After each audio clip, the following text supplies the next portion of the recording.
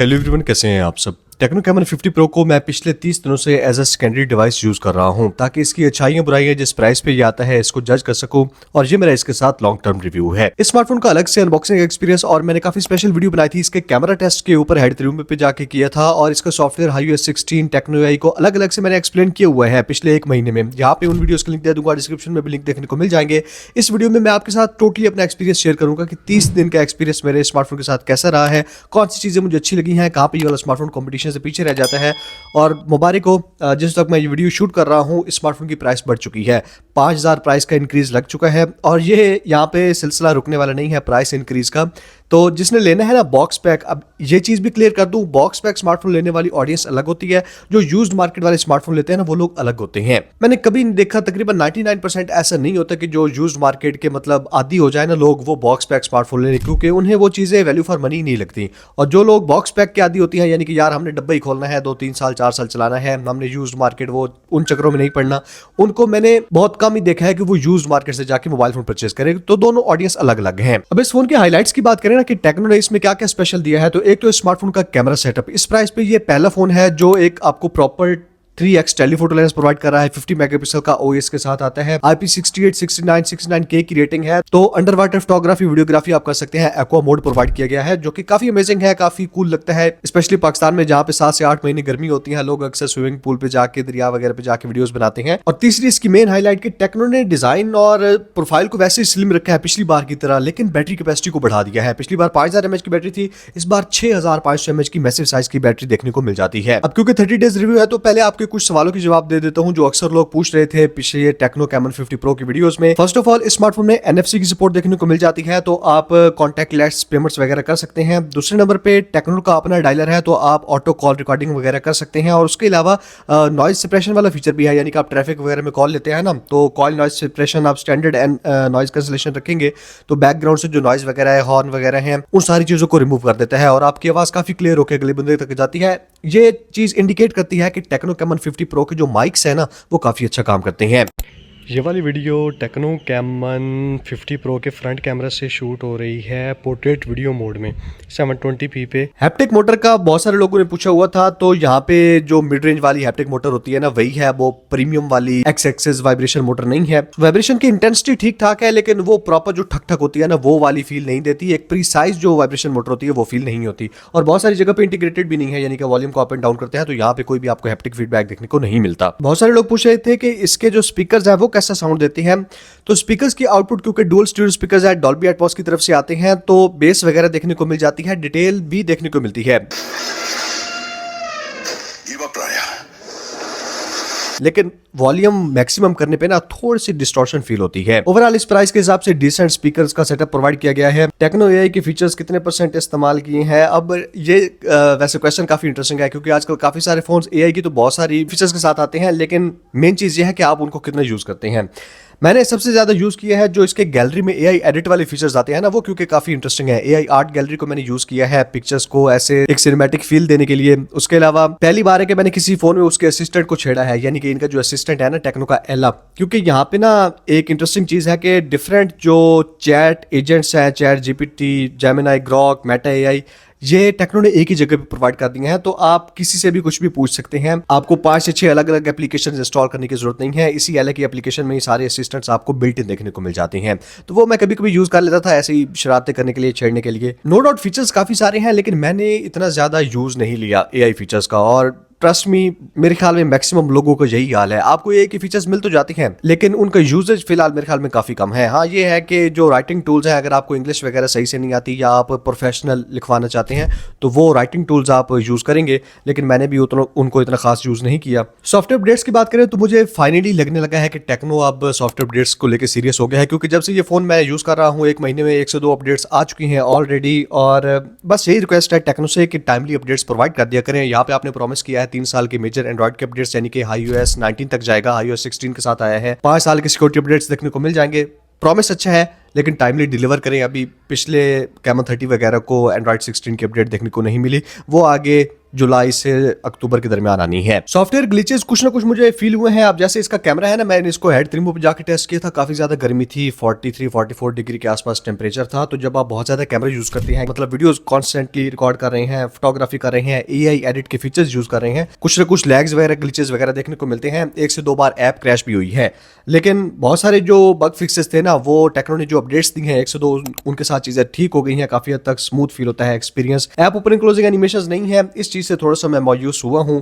नहीं तो कसम से जो इस बार iOS 16 का एक्सपीरियंस है ना, मतलब बहुत ज्यादा प्रीमियम और पॉलिश्ड फील होता है। लोगों को अक्सर शिकायत होती थी टेक्नो इन्फिनिक्स के सॉफ्टवेयर वगैरह से, लेकिन ट्रस्ट मी, एक बार आप कैमन 50 प्रो का सॉफ्टवेयर ट्राई कर लेना, iOS 16 जितने फीचर्स दिए गए हैं, टेक्नो आई के जितने फीचर्स हैं, आपको लगेगा ही नहीं। अगर आपने आज से 2 से 3 साल पहले वाला टेक्नो यूज किया था, तो ये वाला सॉफ्टवेयर एक्सपीरियंस टोटली चेंज है। खूबसूरत विजेट्स हैं, लॉक स्क्रीन कस्टमाइजेशन मिल जाती है, सारे ऑप्शंस हैं। अगर बात करते हैं बैटरी चार्जिंग स्पीड का एक्सपीरियंस मेरा कैसा रहा है, तो 45 वाट के जो चार्जर बॉक्स में है ना, वो टेम्परेचर पे डिपेंड करता है। अगर आप एसी वाले कमरे में चार्ज करते हैं 0 से 100% तकरीबन 1 घंटा 15 मिनट में हो जाता है। लेकिन अब आजकल जैसे गर्मियां बढ़ती जा रही हैं, ऐसे में स्मार्टफोन आराम से 1.5 घंटा 1 घंटा 35-40 मिनट ले जाता है फुल चार्ज होने के लिए। लेकिन बैटरी बैकअप मुझे ना कॉन्स्टेंटली अच्छा देखने को मिल रहा है। पहला जो हफ्ता था ना, उसमें फोन इतना अच्छा बैटरी बैकअप नहीं दे रहा था, लेकिन एक हफ्ता यूजेज पैटर्न सीखने के बाद कि कब कब ये बंदा मुझे चार्ज करता है, कितना यूज करता है, उस हिसाब से मोबाइल ने खुद को एडजस्ट कर लिया है। और ये सबके साथ होता है, पहले 1 से 2 हफ्ता दें मोबाइल को, बैटरी को ऑप्टिमाइज कर लेगा, आपके चार्जिंग पैटर्न को समझ लेगा, उसके बाद आपको एक्सपीरियंस अच्छा मिलता है। 6500 mAh की बैटरी अगर आप नॉर्मल यूज करते हैं ना, नॉर्मल मीडियम यूजेज पे 1.5 से 2 दिन का बैटरी बैकअप इजीली ये वाला स्मार्टफोन आपको प्रोवाइड कर देगा, क्योंकि इसमें always on display, always on रहने वाला नहीं है। और MediaTek Helio G200 का प्रोसेसर है, तो इतना ज्यादा पावरफुल प्रोसेसर भी नहीं है कि आप मतलब पावर हंग्री प्रोसेसर जैसे होते हैं, काफी पावर एफिशिएंट है। वैसे भी ये वाला स्मार्टफोन गेमर्स को टारगेट नहीं करता है, इसके प्रोसेसर को ही देख लें। ये वाला स्मार्टफोन मिनिमल जो यूज करते हैं ना, कैमरा जिनको अच्छा चाहिए, कैमरा लवर्स और डिजाइन अच्छा चाहिए, उनको ये वाला स्मार्टफोन टारगेट करता है। अब बहुत सारे लोग कह रहे थे कि ये वाला 4G मोबाइल फोन है, इसके बारे में आपका क्या कहना है? क्योंकि इस प्राइस पे 1 से 2 5G फोन में मिल जाते हैं बॉक्स पैक में, यूज मार्केट में तो बहुत सारे मिल जाते हैं। बात यह है कि 4G ना फिलहाल 2 से 3 साल कहीं नहीं जाने वाली। बड़े सिटीज लाहौर, इस्लामाबाद, कराची वगैरह में तो 5G रोल आउट होना स्टार्ट हो गई है और इस साल के एंड तक शायद आ भी जाएगी।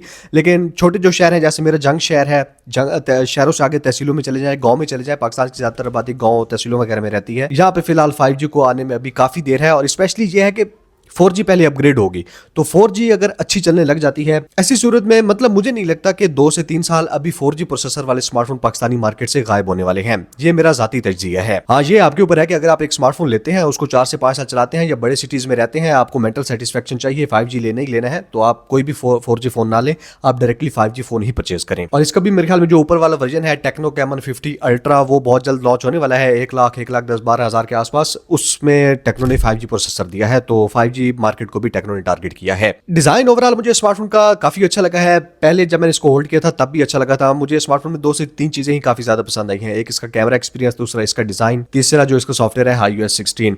डिजाइन इसका अमेजिंग है। मैंने इसको बाय द वे कवर के साथ ही यूज किया है, मैं रिस्क नहीं लेता होता और मेरे ख्याल में ज्यादातर लोग कवर के साथ ही यूज करते हैं। और टेक्नो बॉक्स में कवर भी काफी अच्छी क्वालिटी के प्रोवाइड करता है, आपको टेंशन नहीं होती कि मोबाइल आ गया है मार्केट में, कवर कब आएंगे, साथ ही प्रोवाइड कर दिया जाता है। बस ये जरूर है कि ये काफी चौड़ा फील होता है। पहले वाले जो फोन थे ना टेक्नो के, कैमन 30, कैमन 40, वो लंबाई में थे, ये जरा चौड़ी शेप में आता है, तो डिफरेंट भी फील होता है और मेरे ख्याल में अच्छा भी लगता है। काफी प्रैक्टिकल है, वीडियोस देखने का, मल्टीमीडिया कंज्यूम करने का मजा आता है। ये जरूर है कि चैट करते हुए ना जो पहले वाले फोन थे वो थोड़े से ज्यादा कंफर्टेबल। डिस्प्ले का एक्सपीरियंस भी टॉप नॉच है, 144 आवर्स का रिफ्रेश रेट देखने को मिल जाता है। रिफ्रेश रेट ये जो है ना काफी स्पेसिफिक ऐप में काम करता है, बाकी ये है कि आप रिफ्रेश रेट को कस्टमाइज कर सकते हैं।